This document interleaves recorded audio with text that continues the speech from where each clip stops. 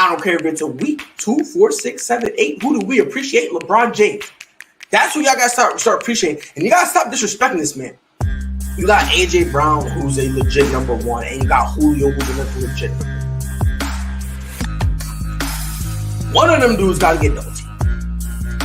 Who gonna get double teamed? And whoever gets double teamed, the other one gets the ball. I'm saying this with no pun intended, with full of pride. Ladies and gentlemen, your boy is back. Pride is back. It's been a week, been a long week, but I'm returning, and returning with me, that boy Mike. How you feeling, Brody? Yo, what's goody? I'm glad to be back. I'm glad you is back. I'm glad, bro. You know, I took a week off, had to go. My fiance drugged me all the way to Florida. She wanted to drive that. We wanted to go see some. Drove? She drove that. She was like, yo, we got to drive it. I was like, look, man, we might have to fight. We fought.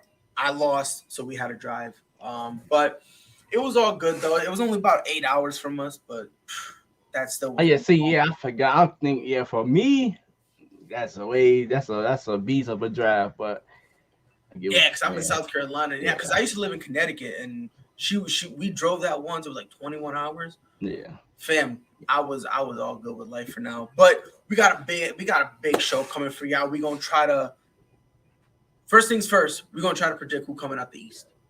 Now, I'm gonna tell you this. If you were to ask me this a couple months ago, most of my bracket would be completely different. I ain't even gonna hold you, bro. It would be completely different. But we're at this point of the season. Each game they played about between 7 to 9 games each team. Mike, so you did your bracket like based off the record right now? The records right now? So yes, so kind of. So I kind of had a little bit of how it was on the off season, plus how they work. Because going in, look, man, and you know this. I thought the Bulls, they were gonna gel, but I didn't think it was gonna make a difference. And they came off popping, so I had to give them some type of respect. You see what I'm saying? Yeah. So, but holla at me. How's your bracket looking, bro?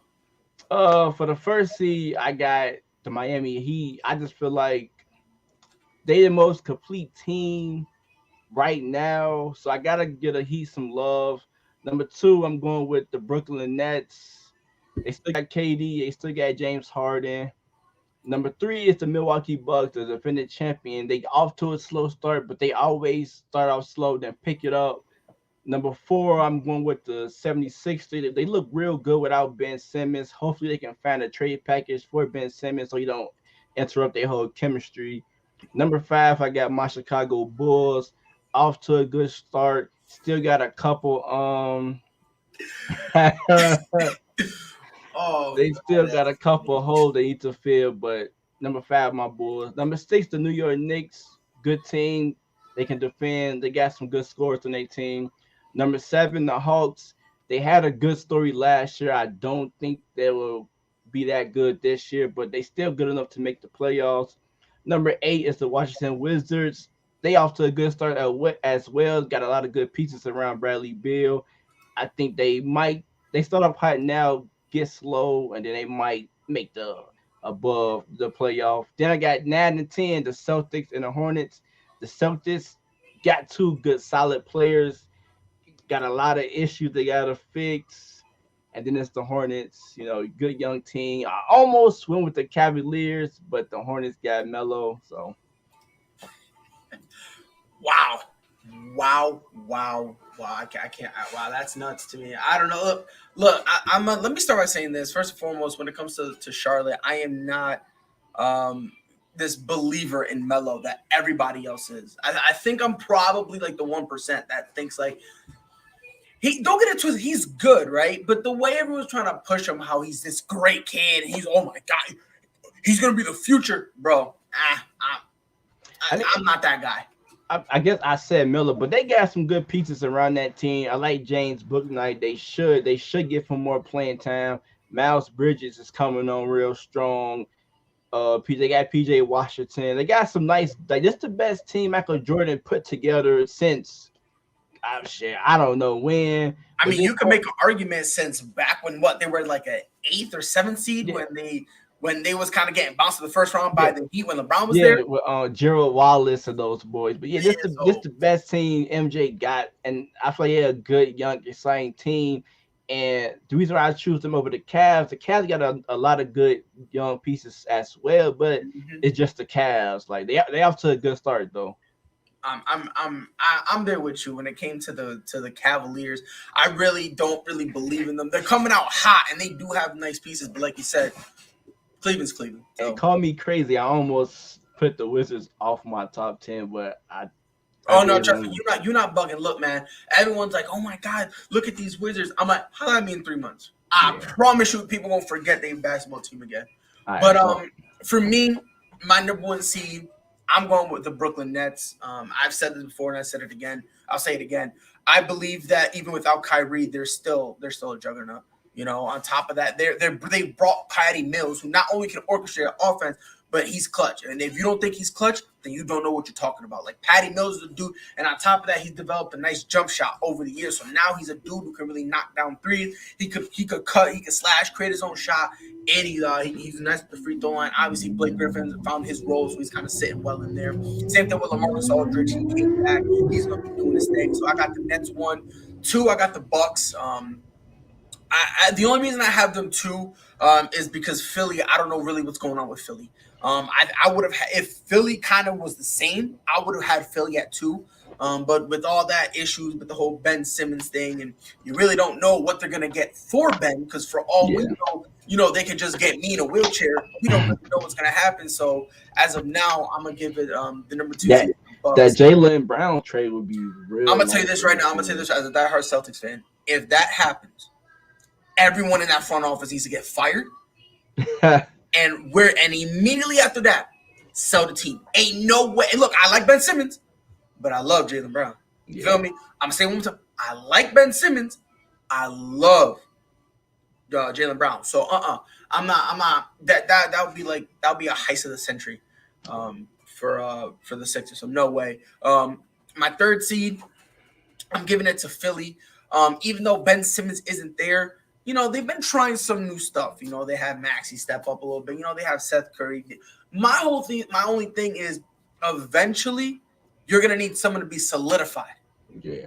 And the problem is they don't have that. They don't have that yet.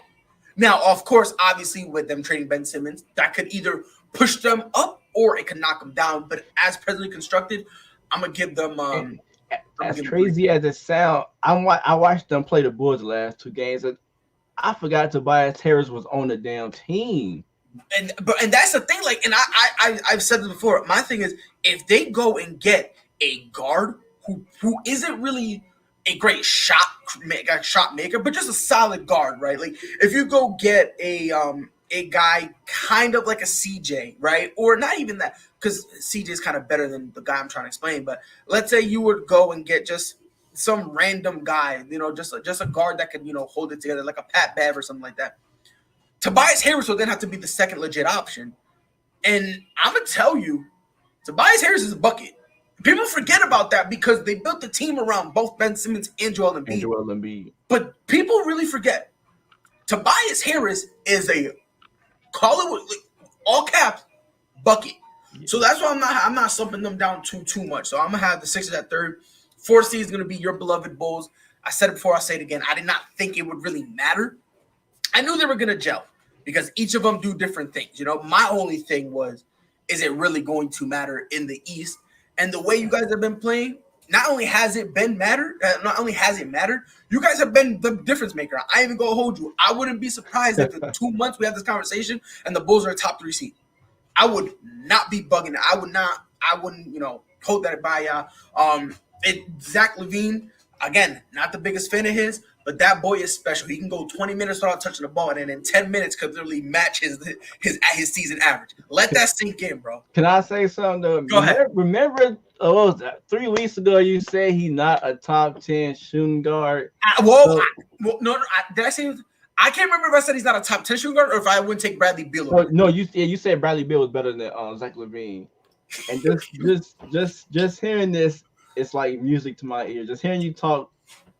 Look, man, I'm gonna be honest. I'm giving them props. I'm 100%. Y'all deserve it. And no issues here whatsoever. They're fitting nice whenever, you know what I mean? And what I kind of like about what y'all doing is when y'all need a bucket, you guys either go to DeMar or Zach LaVine. And what's something that you don't really see much, they kind of just don't care who you go with. They're kind of like, yo, coach, who shot is this time? Oh, is DeMar's? Okay. And then you just see Zach LaVine kind of just chilling there, like, just in case you want to throw me the ball, sure, but if not, do your thing. And same thing vice versa. When it's Zach LaVine's turn, you do see DeMar kind of doing the same thing. And that I'll tell you right now is very impressive. Like, I ain't even gonna hold you. So I got you at fourth. And then from here on, when it comes to 5 down, for me, the gap between 4 and 5 is very close for me. I got the Knicks at 5. The only reason I'm gonna take this is just me. I'm gonna take the Bulls probably a couple games higher because A, they have the better big man, and B, when you have Lonzo, not only do you have a guy who can facilitate, but when he doesn't have the ball defensively, he could really hold you down. And on top of that, Lonzo's not the type of player to try to force something. Yeah. RJ Barrett I like him a lot, but the problem I kind of see with him is when the ball isn't falling, he still tries to force it and force it and force it. What's tough for that is, bro, you have other guys. You got guys like you guys. You have a Kemba Walker on your team. You have a Juicer. You have these other guys you can kind of rely on. He really doesn't want to. And again, Kemba, as much as I love Kemba, off like defensively, guy's a handicap. And I love Kemba Walker, but defensively, he's a handicap. I feel like your RJ Barrett point. I feel like he's that one guy that could be traded. So it's like I got to prove myself that I want to be here. I belong here. So and that's what I think it is. I think a little bit is that he kind of knows if they say we need to trade a piece to move, I'm basically going to be the first guy out because you know what I mean? Like they like Derek coming off the bench and giving that leadership role. They just got Evan Fournier. And if I'm not mistaken, Evan Fournier is on a 1-year deal. So it's not like, you know, you can trade him and he's kind of has great value. No, I think he's multiple years, I think. He's a multiple-year deal? Yeah. Let me double check. But even if so, Evan Fournier isn't really – let me just double check because I want to make sure if I'm bugging, I'm bugging. If I'm not mistaken, they was clowning them. He got the same amount of money as DeMar, I believe. I lied. Oh, he got a 4-year deal. 4-year. What a hustler. What a hustler. How much? 78. 78 years. Yeah. What a hustler.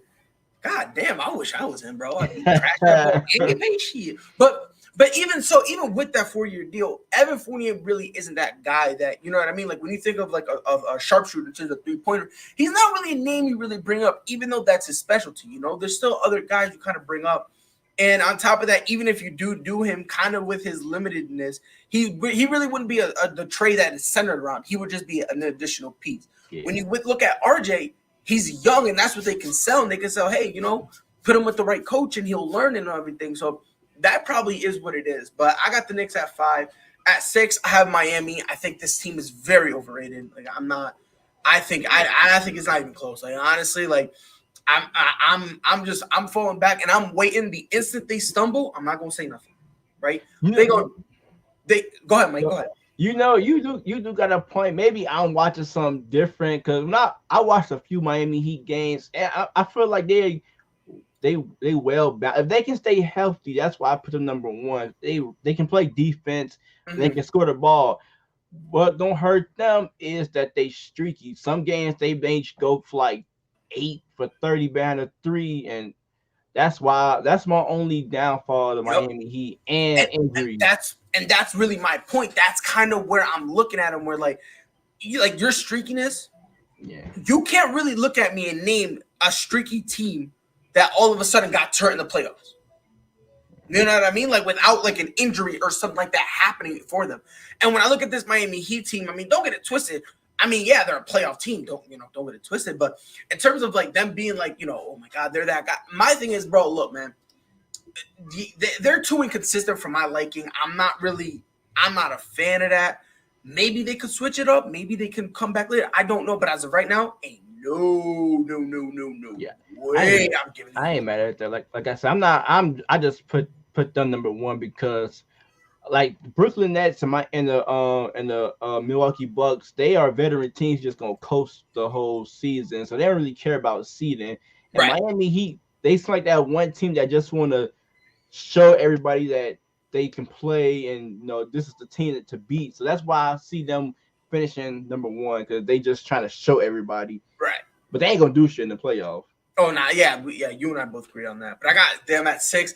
At 7, I got Atlanta. I think what happened with Atlanta, I think they got hot, right? But now we're kind of seeing Trae Young kind of come back to earth. The whole team as a whole is starting to come down. I think what really happened was they just hit a hot stride in the towards the end of the season and the playoff. Coaching change. And it's like, yeah, it's like with that coaching change, yeah. But the thing is like, and I say the same thing. Once they figure you out in this league, unless you're a special talent, like, look, no disrespect, Trae Young is not a special talent. I don't care what anybody says. Great player. He's not on the level of a Luka Doncic. He's not on the level of a LeBron James, a Kevin Durant, where it's like, they're gonna get theirs. There's really not much you can do. Steph Curry's also in there. They're gonna, and you just have to hope they have an off night. Trae Young really isn't in that category. You saying that because he's small, or you just saying that period? Period. No, I'm not one of the people that goes, because he's small. I'm not one of those people who say, since he's small, he can't dominate the game. I'm not. I don't believe that at all. My thing is, if you look at him, his 3-point shooting is very solid, but it's not as over. It's to me, it's a little overhyped. Will, bear with me. I know. Just take this walk with me just for 1 second. If you really look at his overall game, he's got a solid 3-point shot. But it's nothing that you can't be like, oh, man, he's shooting. There's nothing we can do. Like, if you're in his face, you can force him. And this kind of goes into the second part, his IQ. It's really not up to par because he'll take a lot of shots he knows he can't make. And he'll just take them anyway. So that kind of has to go up against him. When it comes to the passing, his passing, believe it or not, is not as great as people make it seem to be. If you watch him, sometimes he kind of reminds me a little bit, if anyone here watches football, Nelson Aguilar. When you throw it to Nelson Aguilar, he'd be making these incredible catches. You're like, how did he do that? And then you give him the most generic, the most literally generic shot, the most generic pass possible, and he just drops it. He said it works for Lillard, and Lillard is light years ahead of Trae Young. To me, he's light years ahead, and for me, Lillard is a better jump shooter, both mid range and 3-point.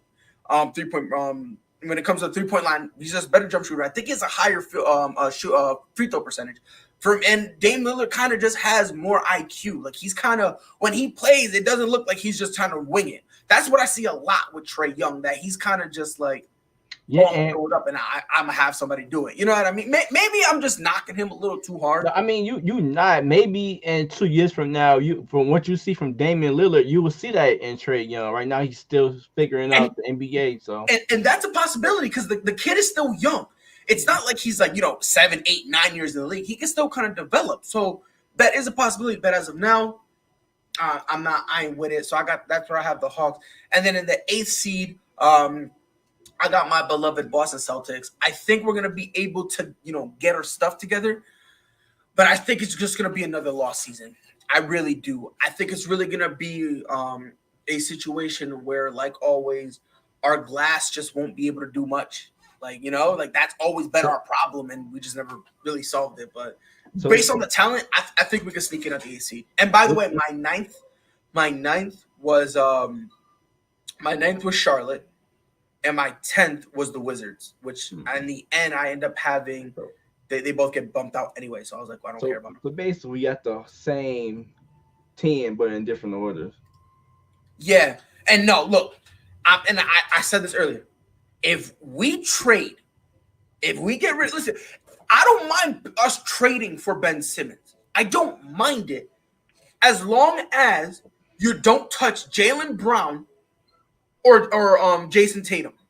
If you don't touch any one of those, I'll be willing to go for the ride. I got 2 things to say before when you're done. Go ahead.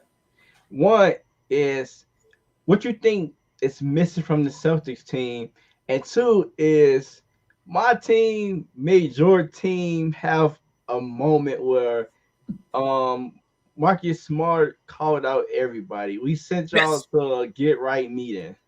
I Yes. just find that so funny. But here's the thing. Me as a Celtics fan, I've been waiting for that. I knew it was coming. Because if you really watch it, Jason Tatum and Jaylen Brown, a lot of the time they get the ball, it's ISO. And again, they're buckets in ISO. Don't get it twisted. But at the same time, there's gonna be like eventually when they start peeping the ISO, that's kind of when you gotta be like, okay, I got a way cleaner shot over in the corner. That's kind of when you gotta start distributing. And they weren't doing that, and that's really how they played their whole career. So that I really didn't mind it at all. Because I knew once Marcus Smart said that, I was like, they're gonna talk, they're gonna be squish it, and they're gonna move on. They came did. out and won two straight games too. So right. So my dinner party Celtics, because we're no longer Boston. My dinner party Celtics, we doing our thing or whatever. But to your point, what do we need the most? Yeah. Two things. One, we need somebody who can get boards. Like, we need rebounds. Like, we always get out rebounded. And another thing, which people don't really talk about, we do need someone to be able to orchestrate the offense. We do need somebody out there with a good IQ that can step out there and run the show and put people where they need to be. Because, again, ISO ball doesn't always work. Eventually, you're going to need somebody, and exactly a true point guard. A guy who's going to come in, will take care of the ball, get high assists, and Ben Simmons he does fill those holes. But again, ain't no way I'm getting rid of Jaylen Brown or Jason Tatum for him. I don't care what anybody says. I'm going to tell you right now, and it's true. We have not had a point guard since Rondo. And when we traded Rondo to the to the Mavericks, we were planning on rebuilding, right? Then we ended up getting Jason Tatum. Yes, I think we got Tatum first and then Brown. Yeah. I think that's how it went. But either or, we got both of them. And at that point, when both of them are kind of that nice, they try to build around them, and then we went and got Kemba, and then we got Gordon Hayward, and then Kyrie. And then my thing was, I understand what they're trying to do, but at some point you're gonna need to let the kids, in essence, run the team. You know what I mean? Like, eventually you're gonna have to let them do that, and they're doing it now. It's gonna be a little bit of a we're gonna be down bad. I'm not even gonna hold you. We're gonna be down bad for a little bit, but as long as we make the playoffs, yeah, I won't get mad. Show me some type of improvement. Brad Stevens, I'm gonna tell you this right now. If Brad Stevens somehow gets a trade and he gets Ben Simmons without giving up Jaylen Brown, because if we do that and we don't give up Jaylen Brown, it's gonna be pick heavy orientated, and we'll probably have to give up Marcus Smart, which I don't mind. If we do that, he might be onto something, because it sounds crazy when you say it, but on the court it might work. Because think about it, Ben Simmons would be the third guy in there, and when you have Ben Simmons in the third guy, where there's really not that much pressure, you can kind of just let him out and chill. And then the other two guys that's basically better than him and kind of running the team are jump shooters. That would make it way easier for Ben Simmons in every way, shape, or form.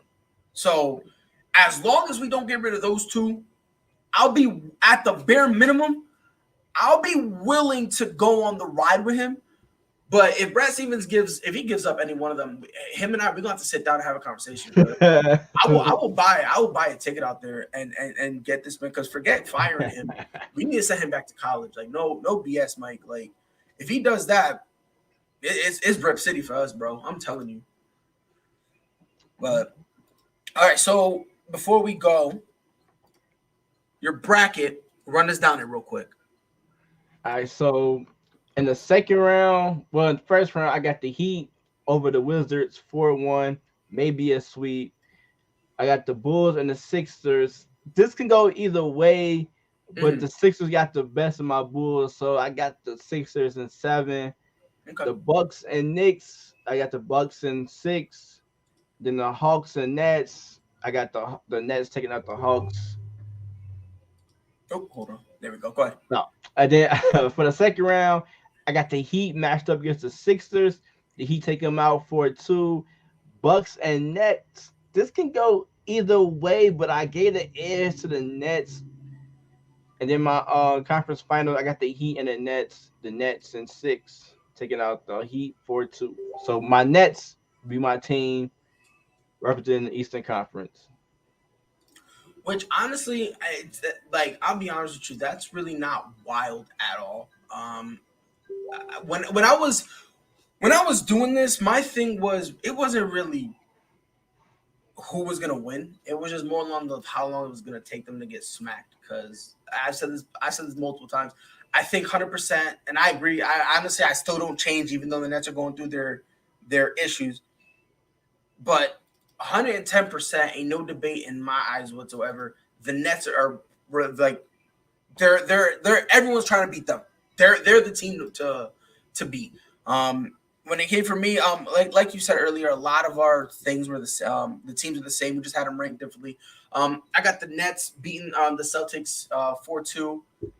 Then I got the Knicks losing to the Bulls in a 7-game series. Sixers beating the Heat 4-1, and then the Bucks beating the Hawks in a 7-game series from there. And then in the semis, it's going to be the Nets beating the Bulls 4-1, Sixers beating the Bucks 4-2, and then in the Eastern Conference Finals, the Nets obviously 4-1. That might even be a sweep because no disrespect to the 76ers whatsoever. I'm not trying to be rude to them, but there's levels to this thing, and right now the Nets are on a level, Let me see your bracket one more time. Pull up your bracket one more time. Go ahead. I'm mad you gave the Hawks 3 games to the Bucks. That's crazy. Well, because here's the thing.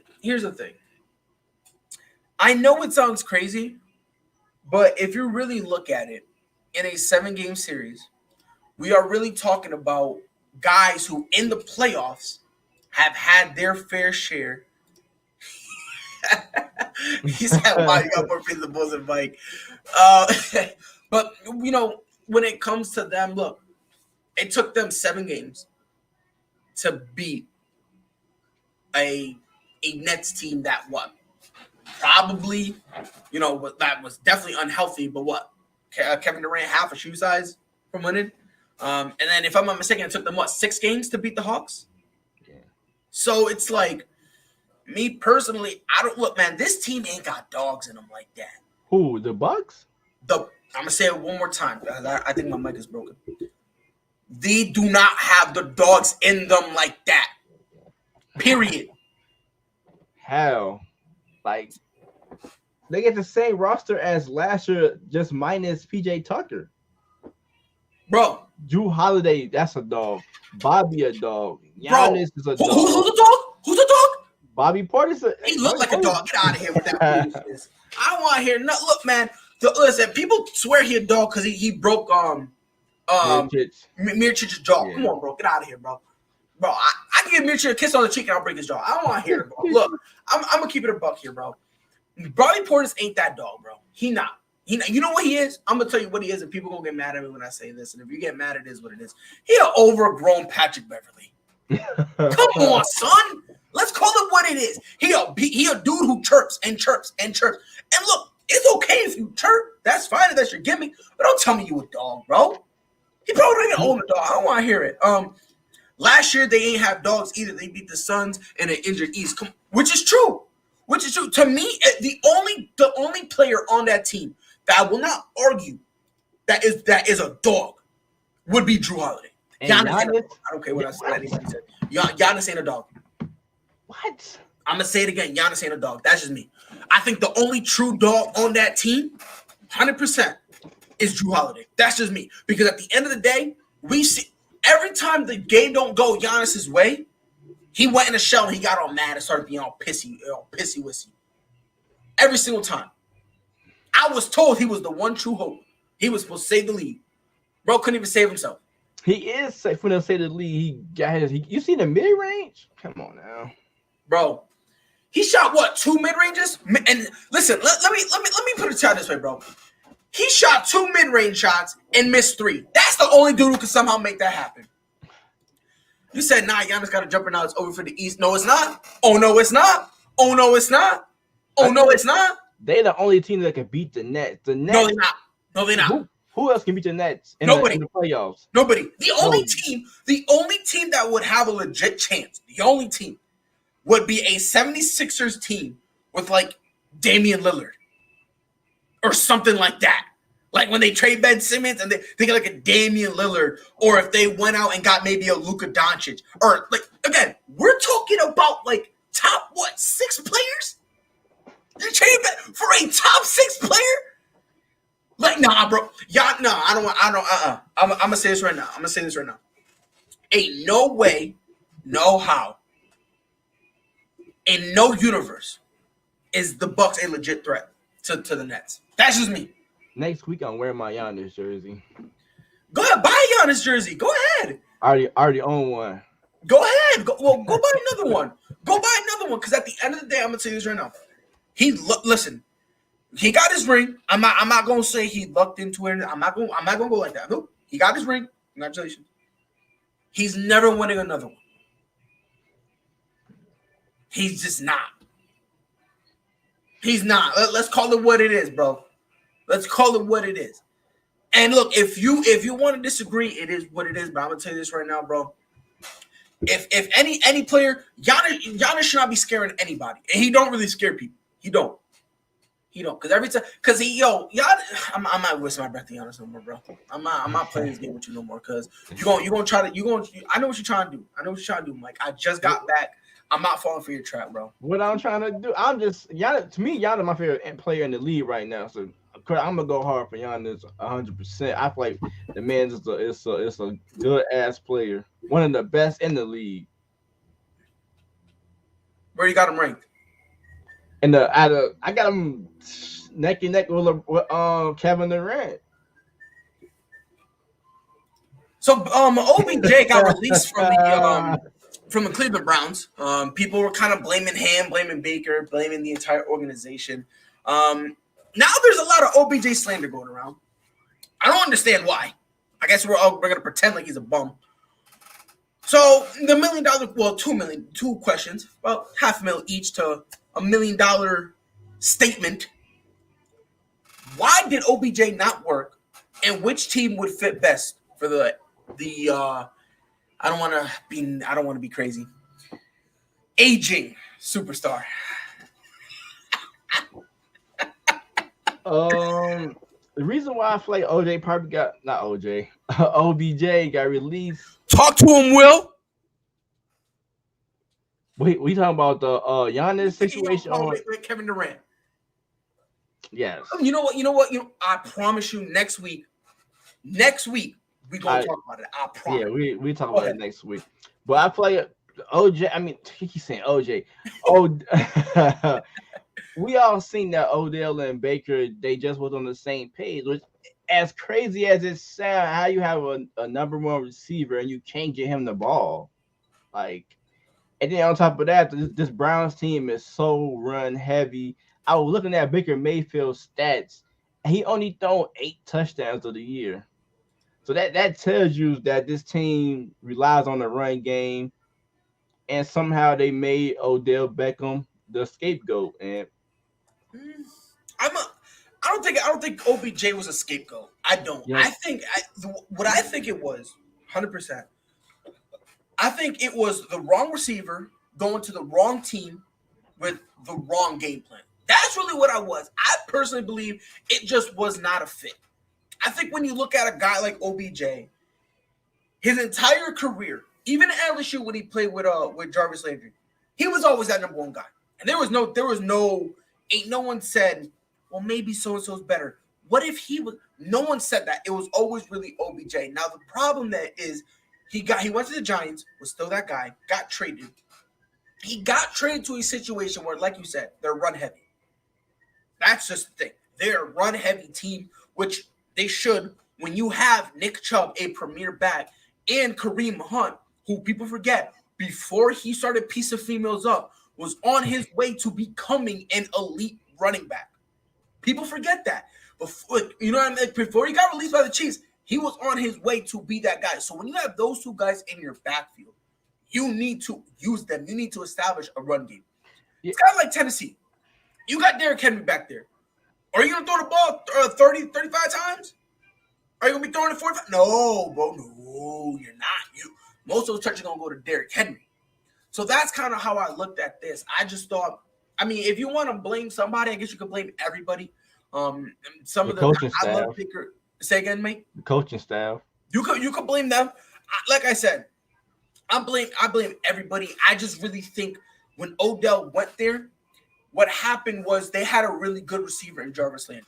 Now Odell is better than him, but the problem is when you have a really good receiver and he already has a great chemistry, a great connection with the quarterback, then you put another receiver in there. Baker's kind of in this weird position where he has to force OBJ the ball. He kind of has to. And the thing is, when he starts kind of not thinking, he ignores Odell. That's kind of the problem they were having because he's just used to hitting Jarvis Landry and, hand the ball off, which, again, I'm not mad at him for that.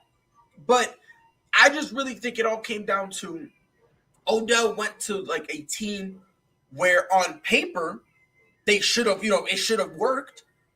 But based on their play style, it just wasn't going to because you have a guy in Baker Mayfield who not only liked Jarvis Landry better, which in my look, I like Baker. I think he's a solid quarterback. I really do. I think he's a solid QB. You could win a Super Bowl with Baker. You're gonna have to build you're gonna have to have a good team. He will be a situational quarterback, right? Where everything kind of needs to be good. He's not really you know what I mean? Like that's just me. But again, I like Baker Mayfield. So if he wins Super Bowl, kudos to me or whatever. But when it comes to this whole OBJ thing, I genuinely believe it just didn't work because the pieces just didn't fit. That's how I look at it. I don't think it's a knock on Baker. It's not a knock on OBJ because a lot of people have been saying, "Oh, it's an OBJ problem," and I'm like, I don't know because OBJ was kind of quiet about this for a while. Yeah. He really was, and people kind of forget the Browns were looking to trade Odell. That's something people aren't bringing up. When the Browns were on the verge of trading Odell, he was like, "Bro, y'all don't want me here. That's fine. Yeah. Deuces," and that's it.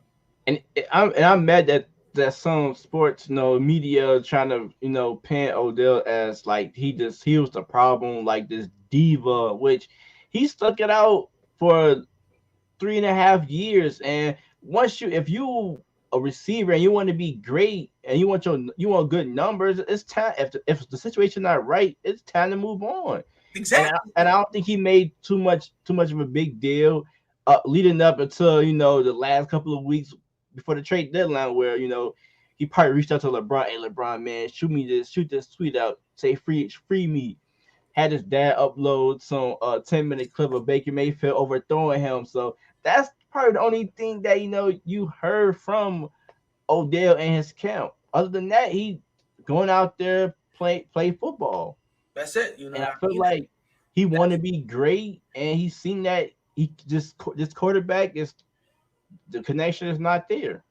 Yeah. And by the way, to give more props to your Bulls, DeMar DeRozan and Zach LaVine are both 4th and 5th in points.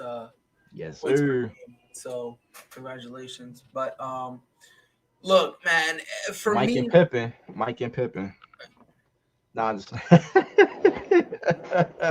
You better make me jump out the window. But again, when it came to, I think this is, as of right now, I'm just gonna say it was the wrong.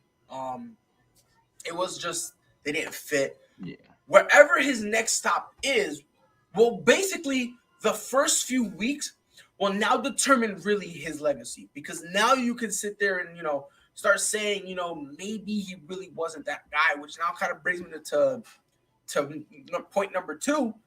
If he, let's say, since he's not gonna be in Cleveland anymore. Which team would fit best for Odell? Not just for him, but also for the team. Basically, which place can he get the best of both worlds? Him putting up great stats and potentially winning a Super Bowl. Well, first, wherever he go, I feel like he gonna need a week or two to get a good understanding of the quarterback and the system. So I wouldn't say the first couple of weeks would determine his legacy. No, I'm saying more like 6 to 7 weeks. Oh, okay. And the only reason I'm saying that is because if he goes there and, we see the same thing, Mm-hmm. We're kind of going to have to start looking at Odell a little bit. But if we see him and we see improvement and we can just say, oh, that stop in Cleveland, it just didn't work out. That's kind of what I meant by that. But I got a lot of teams need a number one receiver, but he said he wanted to go to a contender. Yep. So it's like when I was thinking about what teams he should go with, if he want to be a number one receiver, or do you want to be a number two receiver? But if you're a number two, will he be okay with not getting the ball? It'll be the same situation in Cleveland. But the teams I got now are the Baltimore Ravens. I feel like they need a receiver to go along with Hollywood Brown. Mm-hmm. I feel like they got a Lamar. He's a runner. He's a running back, but he's still a quarterback, so he still can throw the ball deep. The second team I got was probably the best team out of all these four. That's the Rams. Him, Cooper Kupp, Matthew Stafford. They are a pass heavy team. That'd be a nice combination. The third team I got, I might take them off. They got too much drama. And with him, that's probably more drama. That's the Raiders. They just lost Henry Ruggs. So they want him to succeed so bad. And if you say anything mean about him, they come for you. Oh my God. I couldn't have said it. I couldn't have said it any better myself. But the Raiders. My last team is the Buffalo Bills. Pair them up with Stephon Diggs. Another Josh Allen, another pass-heavy offense. Okay. So those are my four teams. My fifth team, the Bears. Nah. So team number one, this is just me being biased. The New England Patriots. That's just me. I think if he goes there, not only will he be a number one, and you got a young Mac Jones. I think they'll be able to do something there. But again, that's just me being a little biased. I mean, it'd be a nice fit. I don't see that as bias. I can see the fit. Okay, good. I just want to make sure. Mac Jones need a number one, so yeah, that's what I'm saying. He do need a number one. I feel like him and Odell will be nice. Another team that I think would. I was thinking this at first, but now if you're gonna think about it, doesn't make sense. I was gonna say the Packers, right? Because I do think Odell would play second fiddle to Devontae. But here's the problem: if I'm the Packers, why am I going to give Aaron Rodgers everything he wants now? Yeah, that's I don't want to see Adams and Odell torching the Bears in our last game before we. But there's that. Like you said, the Raiders. I think that potentially still could be in play potentially. Even though they just said Djax. Yeah, they did. So Djax could be the diva. You can line him up on either side. So that will be kind of interesting. I know they just released one of their quarterbacks. The Raiders did. Hold on, I'm about to pull up right here.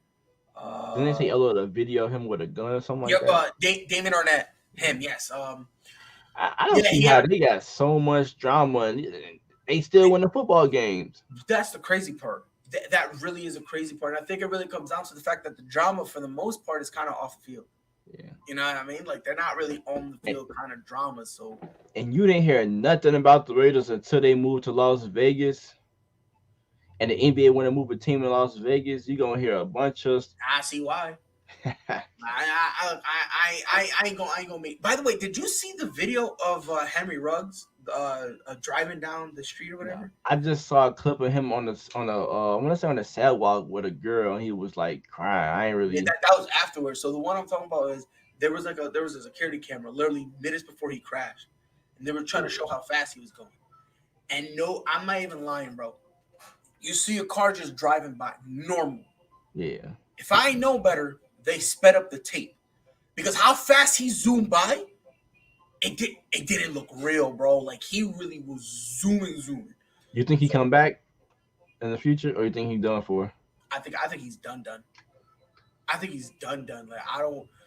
In my opinion, like even if he gets the minimum, and I'm just referring to just the crash itself. If he gets the minimum, that's 2 years. He's now facing gun charges on top of that.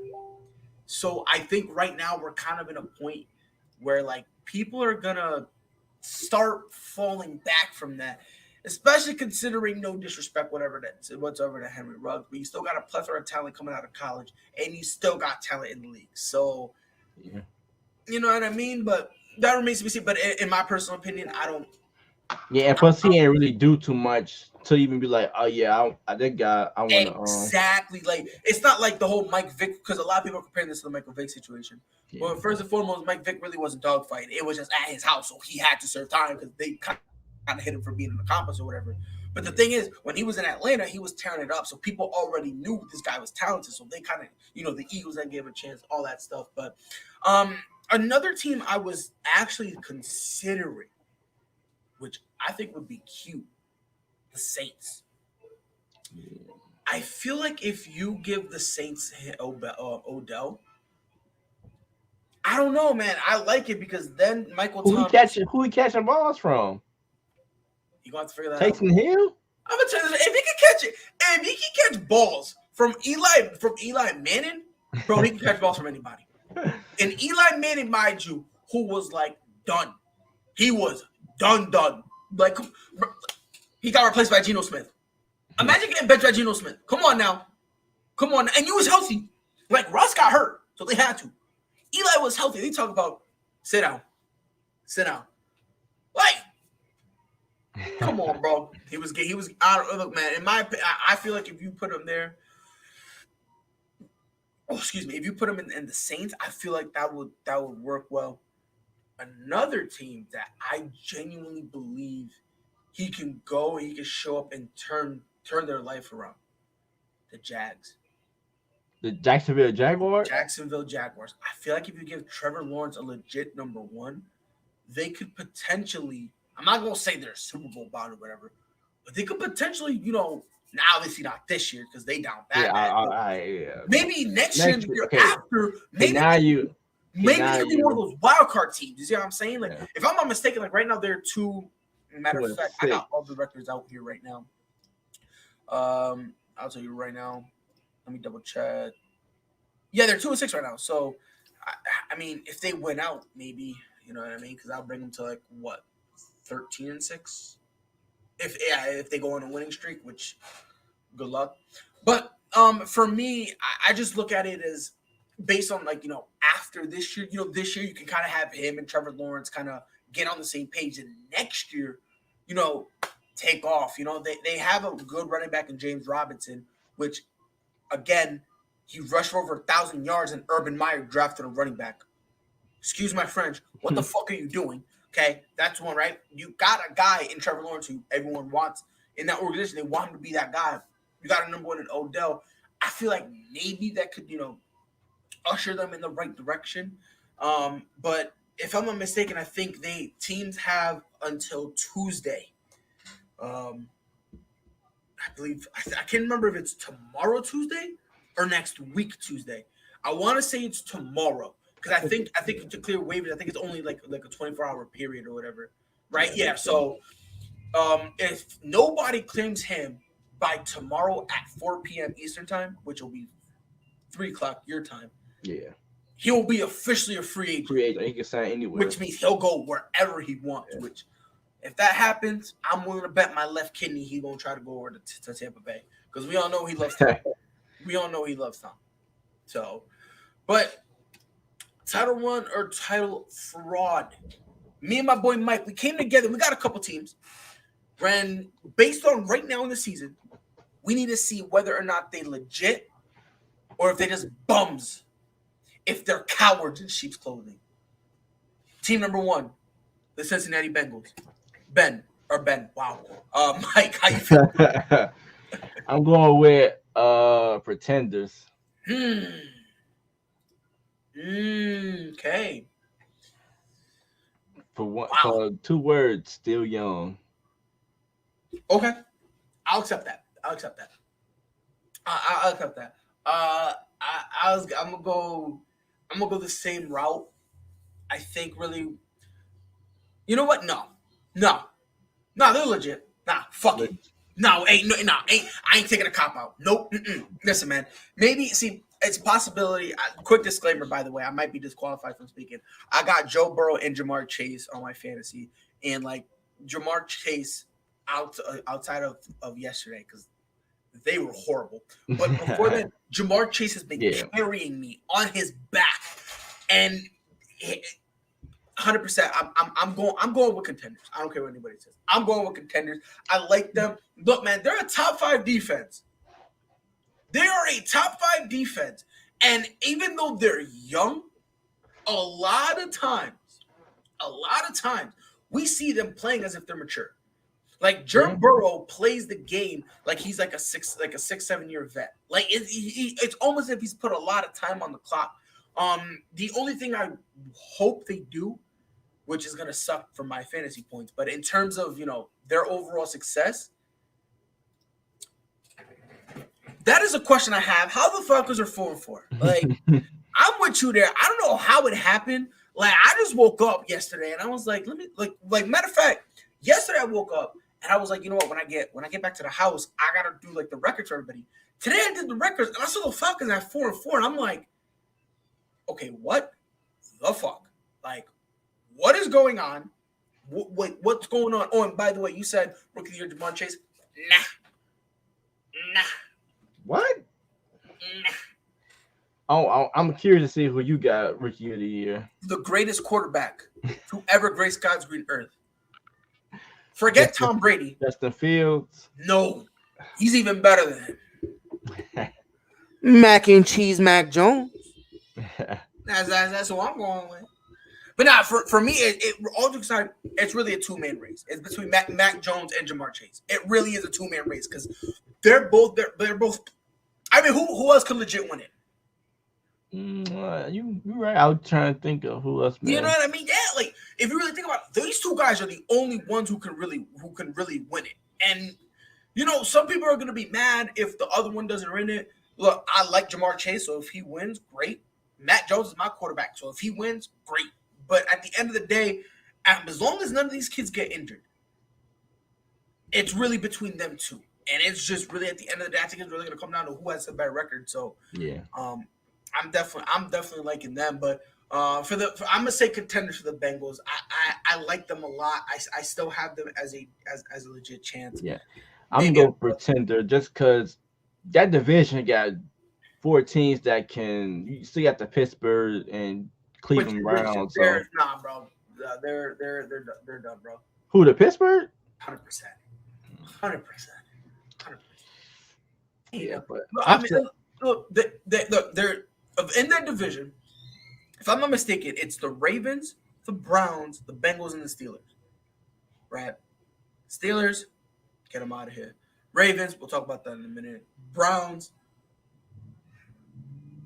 I'm kind of hot and cold with them. Because I don't know what Brown team's gonna come out. You know what I mean? I get it. They just mollywop Cincy. They literally just did the first game without Odell. You know what I mean? The Odell's Browns. That's what I'm gonna start calling them because you know what I mean. But I don't know. I still believe in the Bengals. I really do still believe in them.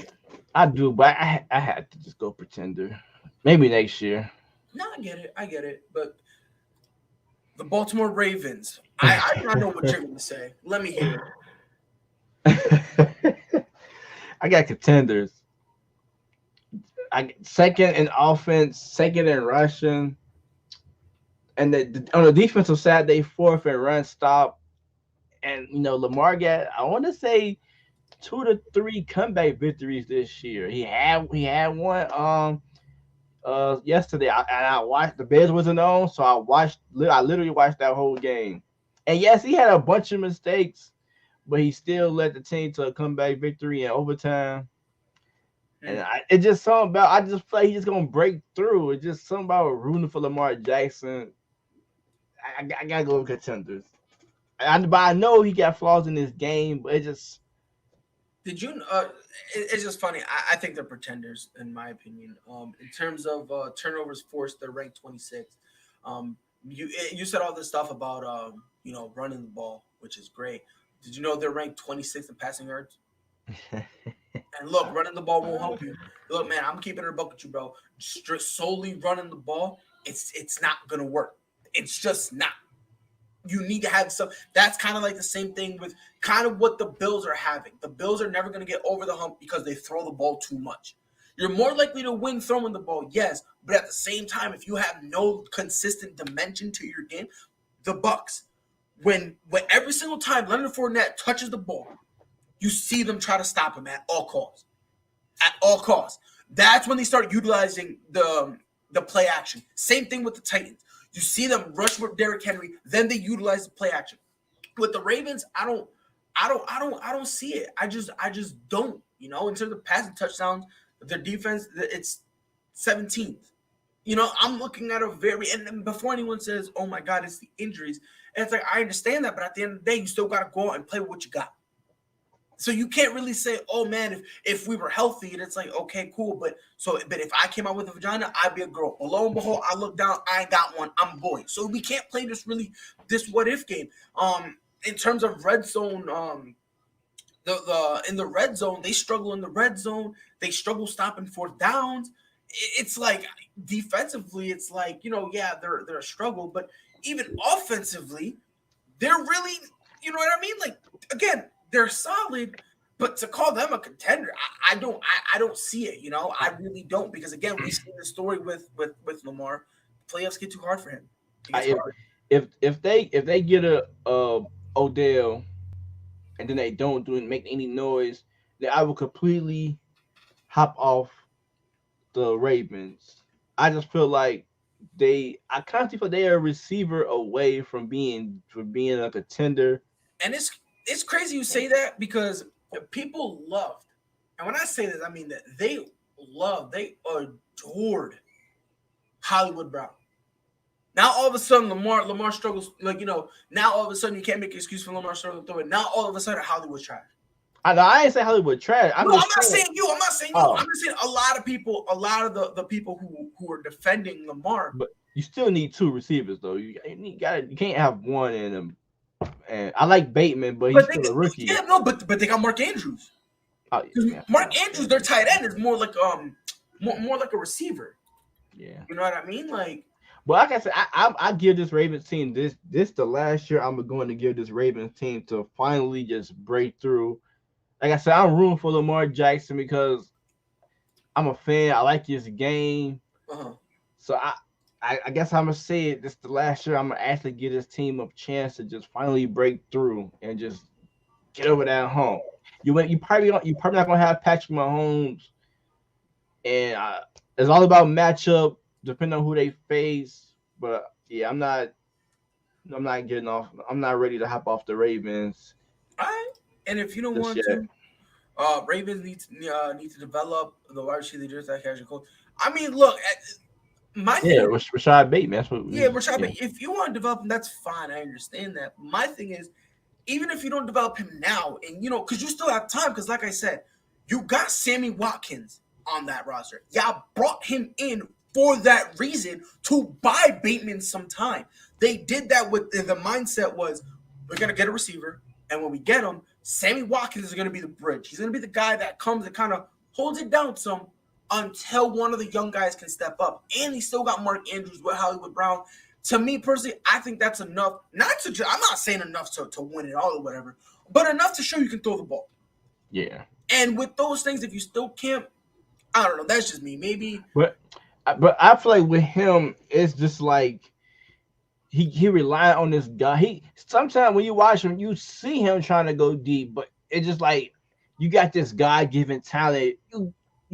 Should I just run it down, get 20 yards, or try to throw it down? It's like, and I get that's what he gonna go to his God-given talent, just like Ben Simmons. You want Ben Simmons to shoot, but he rely on his God-given talent. And I understand that, but here's the thing with Ben Simmons: you can rely on your God-given talent, but you still need to improve it.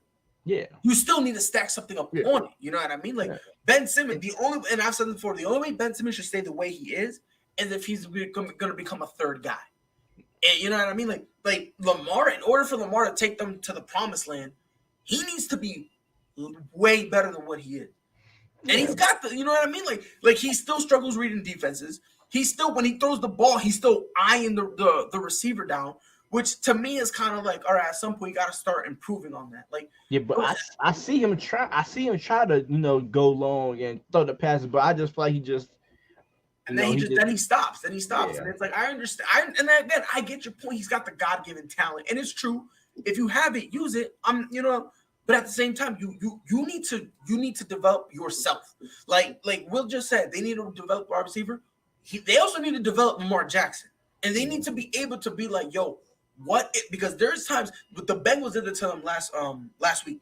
They forced him to be a pocket passer, and he struggled. Struggled. That also goes on to the coach, because I just feel like he probably look at it like you got this talent in Lamar Jackson, and you don't want to seem like an asshole like, yeah, Lamar Jackson, we need you to do this, because you don't want to break up that relationship. So I feel like the coach just got to go ahead and just tell like Lamar Jackson, we need you to get better at passing. And I agree, but again, Harbaugh, I think that's Jim. Yeah. I think that's Jim Harbaugh in Baltimore. Yeah. He's not a scrub. Yeah. This isn't a guy this isn't, no disrespect, but this isn't a Matt LaFleur. This isn't a guy who has no reputation whatsoever. Like, this guy won a freaking Super Bowl with Joe Flacco. Joe Flacco. He won a Super Bowl with Joe Flacco. Like, you see what I'm saying? So this is a coach who put his time in, has some success. So I feel like he's a coach to go up to him and say, look, Lamar, look, we love you. We want you to be here. But you need to improve on the throwing game. Yeah. And when you improve it here in practice, you now need to, because for all we know, he could be doing it in practice. But then as they do with Ben Simmons, you can do everything in the offseason. When it comes to the game, when it matters, you're not doing it. So that's gonna have to be the conversation they're gonna need to have. But for me, you got contenders, I got pretenders. Now, this one is gonna be interesting because I'm very curious to hear you. The Tennessee Titans. I got contenders. Still? Wow. You see, me, I had them as contenders with Derrick Henry. Without Derrick Henry, I just don't see it. I really don't. And I actually watched that game against the Rams too, and they went off. Yeah. That's why I'm like, I'm still say contender. AP showed me a little some. And they beat a lot of playoff teams from last year. So they beat the Colts, the Rams. Who else did they beat recently? I'll tell you right now. I'll pull it up right now because the Titans, they have had they kind of went on a nice little roll. I feel like they're a well-balanced team. You got two good receivers, and you had a good running back in Derrick Henry, and a solid defense. So they lost to the Jets, right? Which everyone was kind of on panic mode. Ever since then, they beat the Jags, they beat the Bills, they manhandled the Chiefs, beat the Colts, and then handled their business against the Ravens. A lot of good teams they didn't beat. So they have no, I'm not even gonna try to poo-poo on that. But look, my whole thing is because look, Adrian Peterson gave him a touchdown, right? But here's my problem with that. Because I just said that AP went off. I was low-key being a little sarcastic, right? I was being extremely sarcastic because he had 10 touches. Do you know how many yards he had with those 10 touches? No. How many yards he had? I'm older than the number of yards this man had. He had 21 yards. 21? 21 yards. So my thing is this is the AP more likely you're going to get. More than likely, this is the AP you're going to get. Because he's if I'm not mistaken, I think he's 30 years old. But he's an old 30. I thought he was like 36. No, I think hold on. I think I might be bugging. Hold on. Oh, he's 36. I don't know what I'm talking about. But yeah, he's 36. I'm like, 30. He can still go at 30. He's 30. He's 30. I'm bugging. I'm smoking herbs right now. But he's 36. But even still, he's still old 36 with all the injuries. At this point, he's kind of like more like Frank Moore's age. A goal line back, to be honest. Like, right, which I don't mind that. But then here's the problem.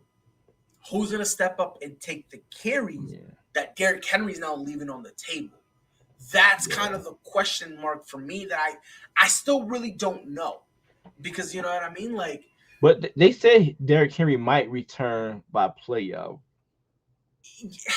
Yes, but at the same time, it's like that's assuming that everything goes perfect for him. Like, there's no setbacks and he's ahead of schedule. So it's kind of like, you know, he's kind of in this weird position. Like, you know, like I personally, if I'm him, I just sit out the rest of the year. Because remember, he's franchise tagged. So you don't want to go out, mess around, mess yourself up. Now your money gone. Yeah, like, but since we was still gonna pay him just off what he can do, I think he still gets some. He'll get some. If he comes back, it looks fine. Then yeah, 100%. But my thing is, if he rushes back, gets injured, now what? You see what I'm saying? And so I'm looking at their depth chart right now. So obviously Derrick Henry was their guy. Now Jeremy McNichols is probably going to be taking most of the touches now, which is okay, but again, he's not Derrick Henry. Yeah. You know what I mean? So like, me personally, I just don't know if it's gonna work, Mike. I really don't. It's all to me, like I said, it's all about matchup. If they can get a team that's not really good on the rush, maybe they can probably upset a couple of teams. So that's why I say I still say Contender, because it's all about matchup in the NFL.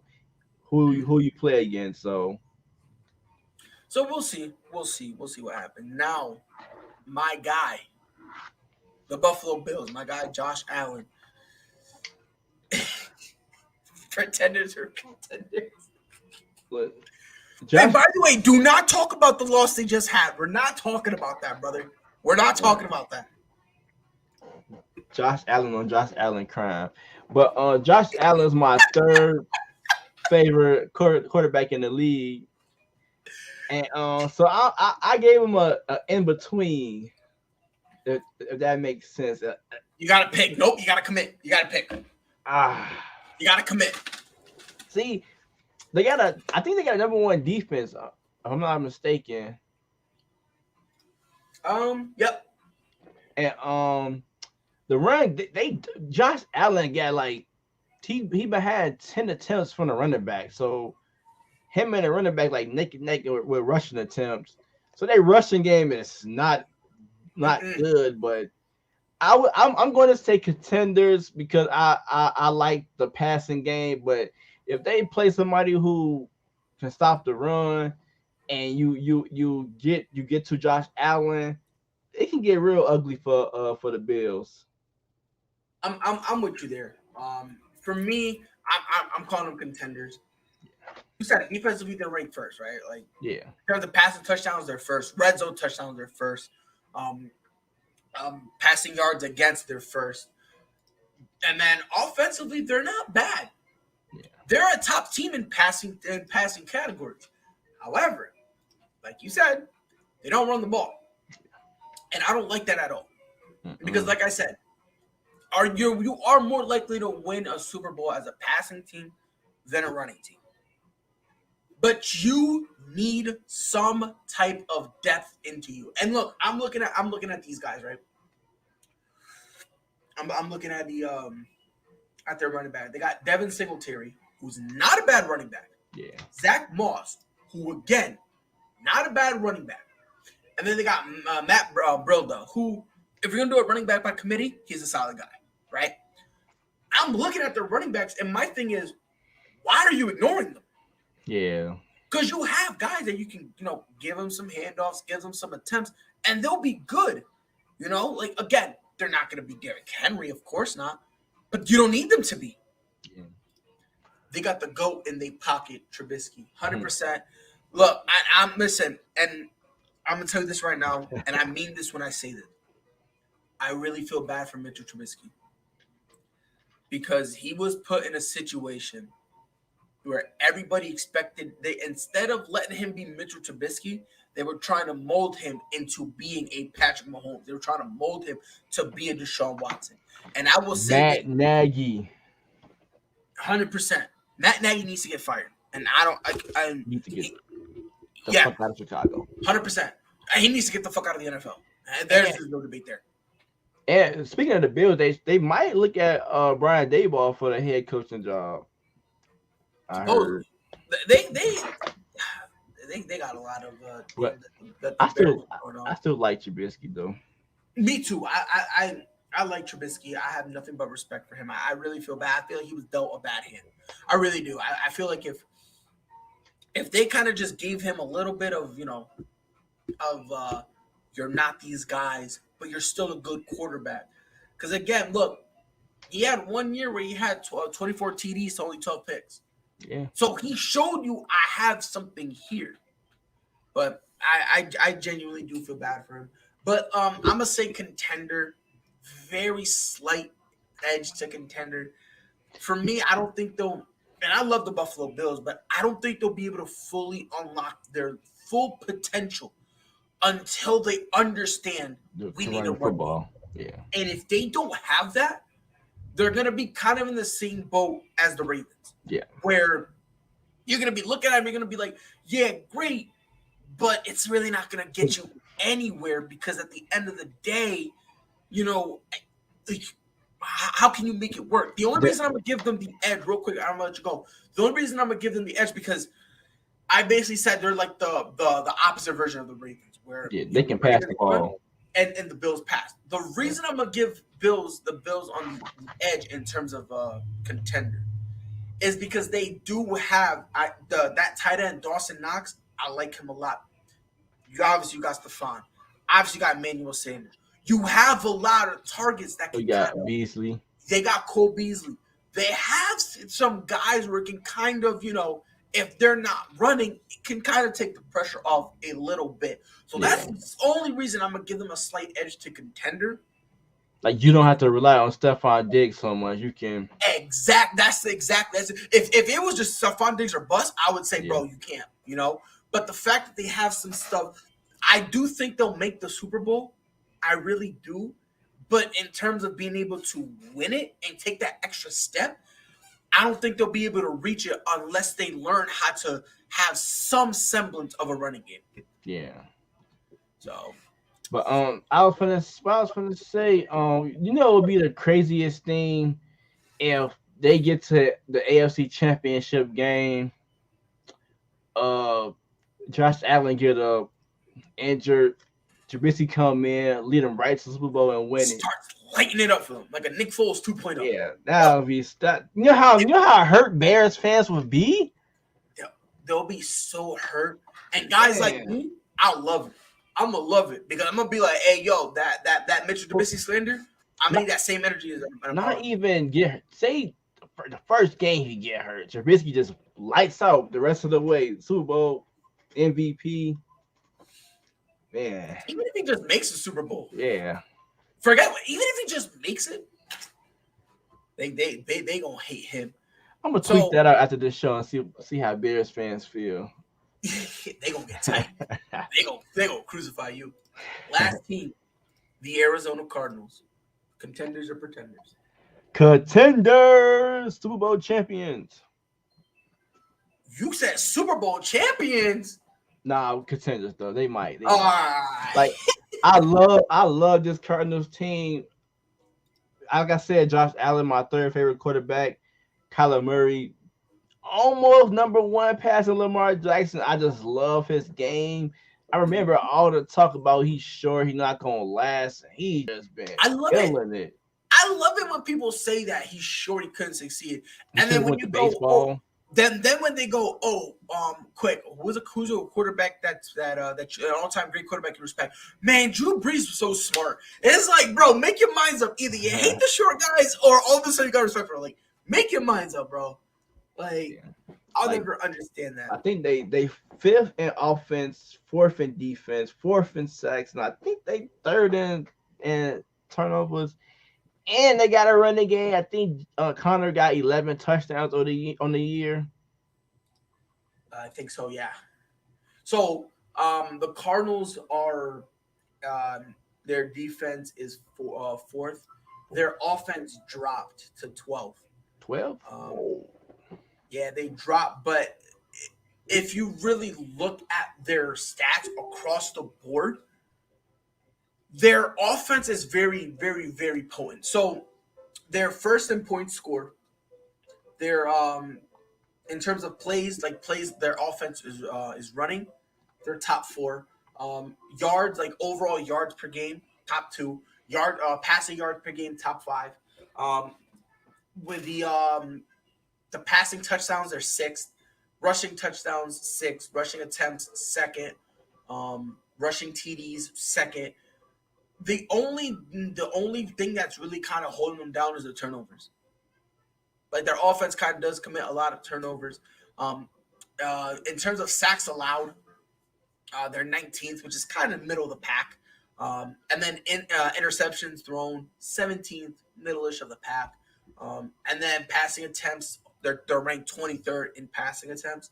So those kind of bring them down a little bit, but they're the offensives that are above them. And mind you, they're 12th, but they're tied for 12th. And, like, they're barely outside of 10. So, like, they're tied with the Ravens and the Vikings for 12th. And then above them are the Niners and Seahawks, and they're both tied for 10. Yeah. And then, go ahead. I was looking at the playoff standing, and they got a tough route to get to the Super Bowl. They got Green Bay, Tampa, and Dallas in the Rams. So yeah, I'm gonna hold up on that Super Bowl appearance. Yeah, they smashed Dallas, not even close. But I don't know about maybe Green Bay. That's if I'm not buying Green Bay. The Rams, I don't know because I didn't think the Rams would be able to be legit, and now they looking pretty dangerous. Yeah. Like, but yeah, like you know what? You told me into. I'm buying Cardinals Super Bowl. I'm buying it. I'm buying the stocks. Don't do that. Don't. Mike. I'm looking at it right now. Yeah, I'm not buying Green Bay. They always choking the playoffs. The Rams and Tampa Bay maybe, and the Cowboys just got smoked by Broncos. So yeah, I'm buying. You really are? Yeah, I'm buying the Cardinals. You really buying? That's great. Nah. Because my pick was Buffalo. Buffalo went Rams. It's like, So you said Buffalo and Rams? Yeah, Buffalo and Rams was my pick at the beginning of the season. Okay, which honestly I like that pick. If I'm honest, I think I had the same one. I think I had the same one. So, but not me. I like this Cardinals team. I think we threw out the word well balanced, and that's kind of what these guys are. I have high expectations for them in the future. I think maybe next year we might have to start thinking about them being legitimately in the Super Bowl. But next year I got the Bears and the Patriots. Mac Jones 1-on-1 against Justin. Let's go. But before we move on, there's a very special clip that's near and dear to my heart that I need to play, and I need to get this word out there. Mike, I'm going to explain the story afterwards. But as of right now, I just need to enjoy this for one moment. Okay, so last night, Colby Covington didn't pull it off like I thought he was going to against Kamaru Usman. I just want to come out publicly and say that I was wrong and Pride was right, and from now on, I will be listening to Pride and his takes, and I will admit he is more knowledgeable than me as far as UFC goes. props to him for choosing this fight right. You know what I mean? I took the edge and went with Colby over the pound for pound best, but it's okay. I was really confident, and he was correct. He was right. He was right about everything. So he knows more about the UFC than me. That's all it is. Pride, you're right. I don't know much when it comes to UFC. Pride knows more than me. I need to learn from Pride. I guess it's just what it is. I just need to learn from my boy Pride, and I'm gonna take this loss in this main event as a learning, as a learning experience to know to never pick a fighter against the guy Pride picks. So there you go. Coming out publicly saying that Pride knows more about UFC than me. There you go. So let me lay down the story. By the way, hold on before you start. Thank you, Will. Did y'all agree that he say that, or he just said it? Just that was him just saying that. Or you? So no, we made a bet. We made a bet. So you bet him to say all that, or he just said it himself? No, so originally the bet was for him to go bald. He didn't want to. So then he switched to, I'll admit that you know better than me. He was like, I'll admit that you know more than me. I was like, all right, I'll take that. And now him going on all that was all him. I gave him free creative control. So let me lay down the beautiful history, right? As Will just said, Kamaru Usman right now, pound for pound is greatest. Pound for pound, Kamaru Usman is that guy. Right? So let me explain what happened. Oh, go ahead, Mike. You want to say something? Go ahead. I knew not to bet on Colby Covington. I just said if it go to the end, like decision, they may give it to Colby Covington just cause I feel like UFC don't see Kamaru Usman as a Dana White. Like he likes money, like him. So he's probably trying to take the belt off him. But other than that, I knew Kamaru Usman was gonna finish him. But if it went to the end, then maybe politics can't come in. Mm-hmm. I'm gonna say that Dana White does not like us, and when I say us, I mean this. He don't hate the guys he can't control. Yeah, he hates us. He kind of hates Conor a little bit. But Conor makes some money, so he lets it rock. By the way, Thug Rose. But I'm not that happy because I low-key think Zhang actually won it. I really do. I think Zhang won it. I think it was 3-2. But Thug Rose came in, did her thing. I got a little scared in the fourth because you could see Rose Namajunas, her vibe, her strut kind of started going away. And that's when I started getting a little nervous and whatnot. By the way, Mike, next time we have a UFC fight, I want to do a watch along with you, bro. Yeah, I had joined it. I had bro, that card was phenomenal. Like, bro, Michael Chandler versus Justin Gaethje, that alone had me tired. Right? It had me tired. Yeah. And then Zhang Weili did her thing. Like, her and Rose Namajunas came up with another banger. I think I tuned in with the Chandler fight too, and me just listening to you, I'm like, damn, I wish I can watch it. I tried the link, I couldn't get to work. I'm like, damn, I need to be watching this. Bro, it sounds lit. Yes, sir. Yes, sir. Yes, sir. Yes. And I say this. I've said this. I gotta watch that fight. And multiple people hate me when I say this. And I mean this. Amanda Nunes is the greatest fighter, period. You can keep your GSP. You can keep your Khabib Nurmagomedov. You can keep John Jones. Amanda Nunes, not just my women's GOAT, but my GOAT, period. But I got a quick question. Do you like the way UFC like structure their cards? Do you think it's too much back to back, or you think it should be a different way how they put the cards out? For example, I want to believe we just had a UFC fight 2 weeks ago. Yes, with Jan Blachowicz and Glover Teixeira, and Glover Teixeira made him tap, and I was like, whoa. So hear me out. Say, beginning of the year, you get you a nice card, maybe 6 fights. You can pick your best fight. So now maybe you get the the two fighters who's hot, give them the main event. So maybe you say like, maybe you give Kamaru Usman, Colby Covington the main event.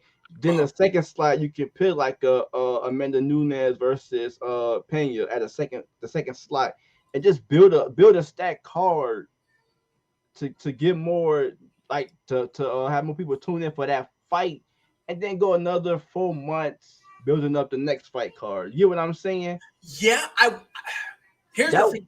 That way you have an amazing lineup, like from the opening match to the main event, just nothing but action packed. Yeah, which I get it.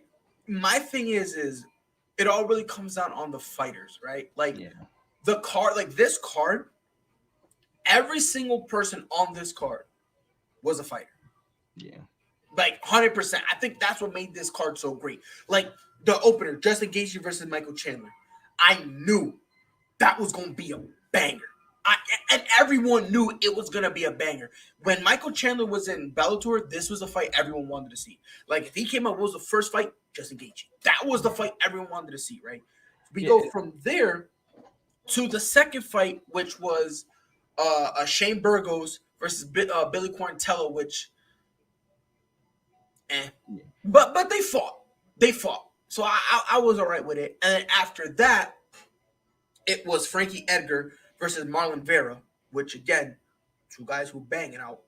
So for me, I just think it really comes down to, like, when you put it in that card, as long as they're fighters, and then you saying that you want the UFC to go, like, let's say 4 months without another fight, I would agree if there were like 2 or 3 belts, you know. But you got the you got a whole bunch. You got the bantamweight, you got the featherweight, lightweight, welterweight, middleweight, light heavyweight, and the heavyweight. And then on top of that, you got the women's strawweight, women's bantamweight. Like, you got a lot. You know, like, if I'm not mistaken, the women's have 4 divisions. Amanda Nunes has 2 belts. Valentina Shevchenko has 1, and Rose Namajunas has the other. Yeah. So it's like they have a lot of them. So it's like, for me, it's like I don't really mind it. William said Burger was slapping Buddy Nugget. Look, yo, I was watching the only thing I was upset about was, like, I thought Burgo should have finished it. I really do. I thought this was his opportunity because he was, at the time, he was ranked 14th, and letting it go the distance, I don't know. A lot of people are gonna, you know, they're gonna consider that a knock. But for that video, I had Homeboy.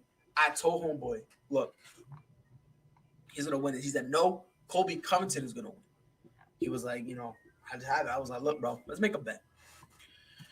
And he was so confident that Colby Covington was gonna knock him out. And I'm like, bro, did you see the first fight? He goes, yeah. I was like, bro, he literally broke his jaw. He's like, no, he didn't. I'm like, let me ask you a question. He was like, what? I'm like, what is the last time you've seen a fighter sit down at the corner, look at his coach that says, my jaw is broke, and then it end up not being broken? That's 1. 2. If it's not that big a deal, why wouldn't he, like, release his stuff? Like the x-rays, because once you release it, it's done. He didn't want to talk about that. Then he said that Kamaru Usman was faking nut shots and the eye pokes or whatever. And here's my thing. Let's say that happened. First of all, I don't think it happened. Like, if you watch it, he got caught in his cup. And Colby was poking both eyes, right? But here's my thing. You're acting like the fight went to decision. Your guy was getting pounded in the middle of the last round. He was getting pounded.